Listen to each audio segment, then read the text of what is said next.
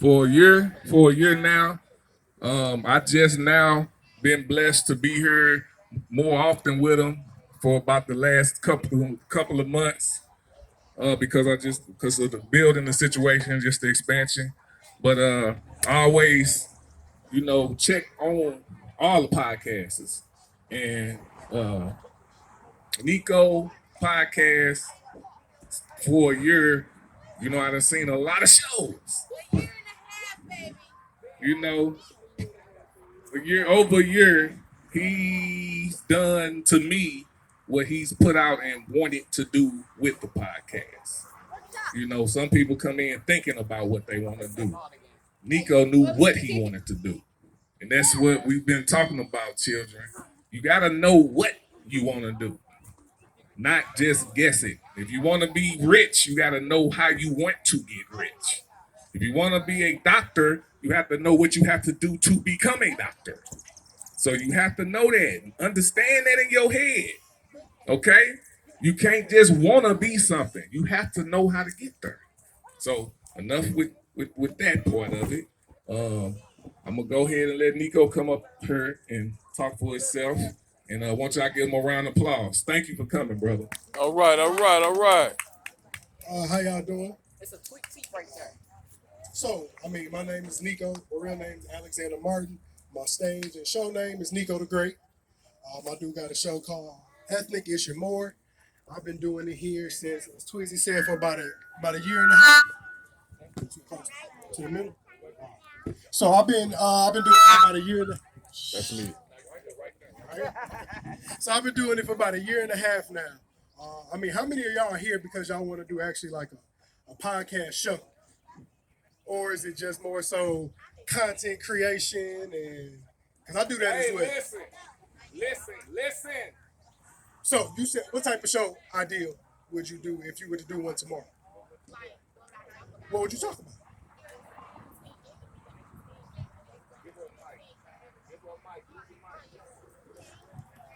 I would talk about what's going on in the teen community, like Okay. teenager stuff. Just So it's a lot of stuff going on. but it's a lot Yeah. because I'm 32, so I've been there. Right. I remember my time as a teenager.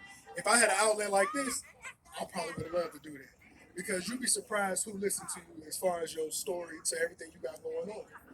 And as far as my background to getting into it, I always thought about being on the radio, but it was more so a joke to me. And I always say I'm gonna be on TV one day somehow, except for something bad. You ain't trying to be on TV for that. But when I kept saying the idea, I don't know how many of y'all roller skate, but I roller skate. Avid. Okay, so I'm big skater, skate king, coach light, all of that. I travel, all of that type of stuff. And I'm in the skating rink. I so happen to wear a shirt that says support black men. And I was in a more predominantly Caucasian skating rink. So I see people watching me skate, but they looking at my shirt like, all right, like, okay, I'm the only black dude in the building. So I stopped, and the first thing I said into my head that this was some ghetto stuff. I didn't use the word stuff, but we'll use it for the day. But that instantly made me stop my skates. I said ghetto, ethnic. The word I used, instead of that, I used itch. Because it's a good way to hide the word what you're trying to say. I added the N more. I instantly took my skates off, got in the car. I'm pretty decent on social media as far as my Facebook page. I got a good reach. Instagram, Twitter, Snapchat, all of that. And so I put out the info as in, well, if I created a show called Ethnic Issue More, would y'all watch it? The first thing to do is try to get people to see, kind of generalize to see who may tune in, but don't let the thought of if somebody not gonna watch this stop you from what you're gonna do. Because that means you're doing it for the wrong reasons. I did it with the purpose of whether one person or 1,000 listen, I had a message to say, I knew I wanted to create content. It was gonna get put out regardless. So after I kind of got my feedback and everything to that, I realized, okay, I got something going with this. I found a time frame and I didn't waste time. The first time I kind of thought before, and like other people, well, you find out all the negative stuff to why you can't make your goal happen. I don't know how I'm gonna get guests.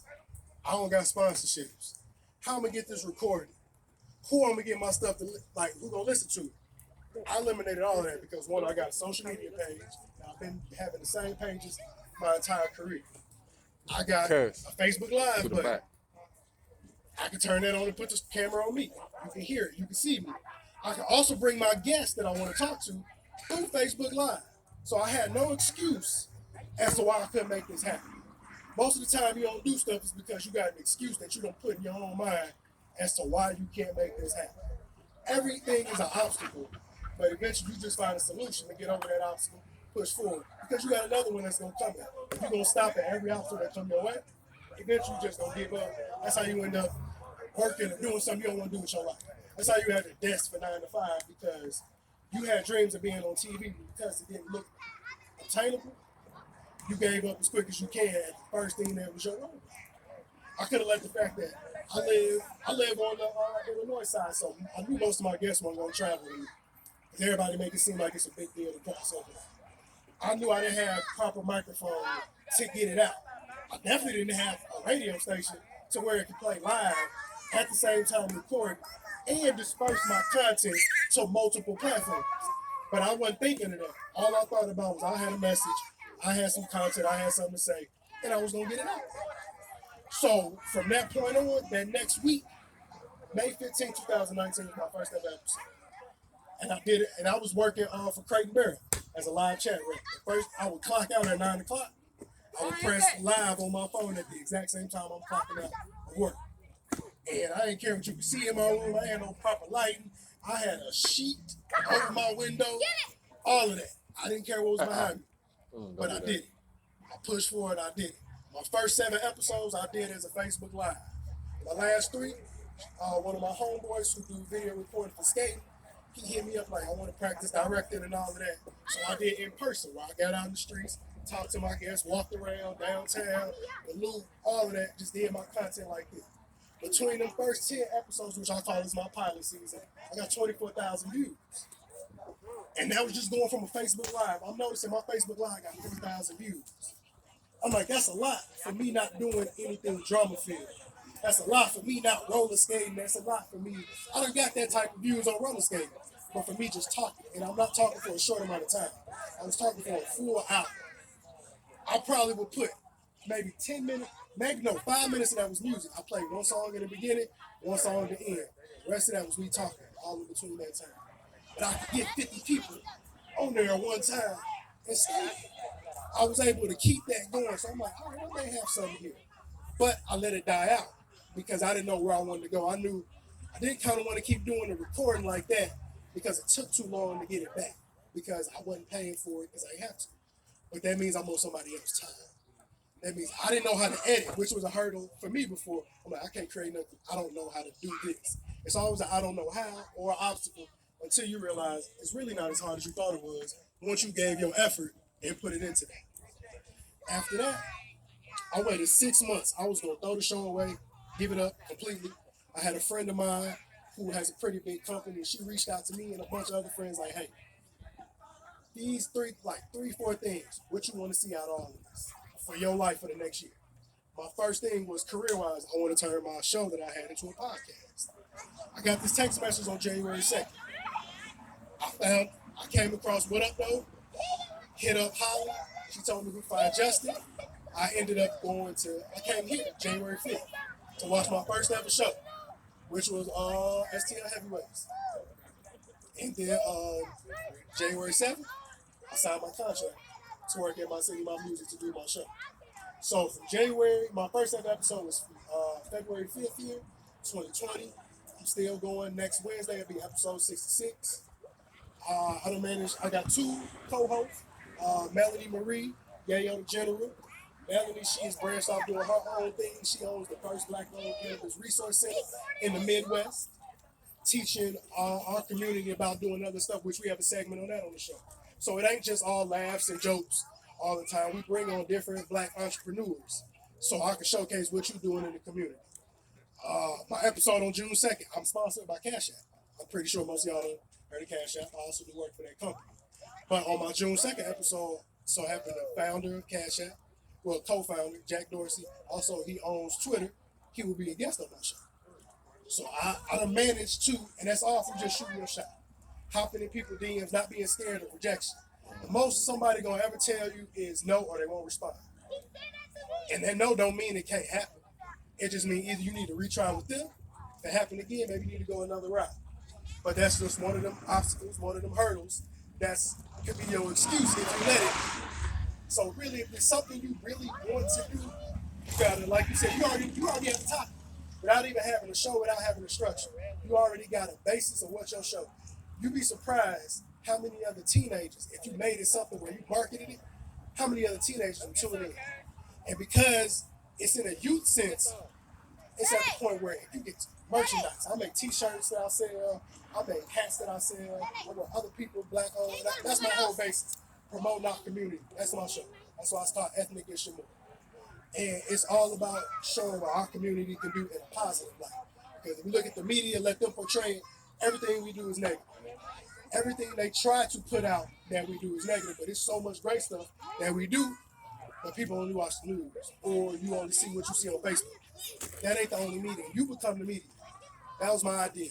And now I have a show where I call Karaoke and Shamour, where I ride around with people. We talk about real life topics, and then we actually do part and do a karaoke song. That's on my YouTube channel. I'm going to start doing other stuff with film and helping produce TV shows to the point where this is going to be my full-time job. That's my goal. My next year, because this is the LLC for me. So eventually, and I don't want to always be the podcast host. I wanted to turn it to a brand to where I could just branch out, and I got other people that's in the media that come up who learn under me. Want to take this, now y'all, it's a syndicated show. So that's the whole goal. It's always having an end goal and goals in between. You got the long goal. Of course, I want to be rich. I want to be TV. I want to be a famous media personality. But I know it's steps in between that. So that's my end goal. That's my 5-year plan. I'm doing pretty good a year and a half into it. But I got small goals I need to obtain on the way that's going to build me. So just when you figure out what you want to do, map it out. Never come unprepared. I always come with it. Too easy to tell you, I sent either email him or we figured out how to hook it up to a different computer where I ain't got to do that. I print out my outline. I write an outline for every single episode. I write out a description to copy and paste and post. That way, if my guests, not only do I have all my links, anybody that listens to this episode will find everything about you. Because you are also a part of this as well. I reached out to you to be on this show. I take research time to look up what these people do. Because I don't want to just come in here and we just talk, oh, well, yeah, you do this. No, I should be able to tell you what you do. Now tell me how you got to what you're doing and get deeper into it. That's where you get to the deeper level of what other people do. And that's the journalism part of it, which I find fun, which I never saw ever doing in my life. I got a criminal justice degree that I don't use. I use one time as a social worker for kids. And they don't, and it's crazy that they don't pay for that. To where you find other jobs because I can make more sitting behind the desk, typing on the computer, than I can helping kids. But had I known all this, then I would have, so many kids I'm pretty sure would love a talking outlet. Whether somebody listen, to get that out, whatever you going through, especially at a teenager age, it's so much that I remember from 12, 13 on till I got to 20 and I was like, if I ain't have friends or some type of outlet to get it out, I don't go crazy. And that's how most kids are. Because you gotta shun it, you gotta go and hide it, and you can't really say how you feel because you young. Well, this give you that opportunity. Social media give y'all that opportunity. That's why I like seeing people take advantage of it. I appreciate all y'all coming out. I think it's dope that y'all into content creation. We need more black content creators, young black content creators. I know y'all got TikTok. I know y'all got all of that. You can literally use that to the point. By the time you get to 18, 19, going to college, you got a whole foundation and a career built off of this, off of you having fun and recording yourself. What people think is just, like, it takes a lot going to marketing yourself on social media. It is way more than just getting up and posting. I get so tired of typing out the same stuff. I don't post as much as I think I should. I know I don't. I really feel like I post 30% the amount I think I should. But for me to get to where I want to, I know I have to leave my job, which I realized that was my next hurdle. So my goal is by the end of the summer, funding anything I can do out of the community. I get booked now to do vending events. I'm with a team for you expo events, all of the events. I interview the vendors, or I'll be walking around with a camera, recording all the people, talking to them, doing all this type of stuff, and then edit down the video because I taught myself all this. I didn't go to school for that. May 21st, guest that's been on my show, been here a few times, Nando STL, and a lot of other artists. They got a big concert, sold out concert in the pandemic. at the Foundry. I bought tickets to go as a guest. I will now be the live media coverage, interviewing all the people that's coming off the stage, walking through the crowd, talking to people with a video, with a cameraman, and people walking in front and behind me, trying to help me stuff push. So if you got a dream and it looks small now, keep focusing on it, keep pushing on it. As long as you stay dedicated and consistent, because consistency is really the whole thing. That's literally the key. That's the sauce. Consistency. Continuing to do it, whether it's good or bad. Put it out, put it out. Eventually something gonna hit. Eventually somebody gonna see it. Eventually go viral. Eventually your whole entire life change. So I appreciate y'all coming. I'm Nico the Great. Well, y'all have a great evening. All right, right All right, on. give it up for him. Give it Yeah. up for him, y'all. That was very All good, right. bro. I need to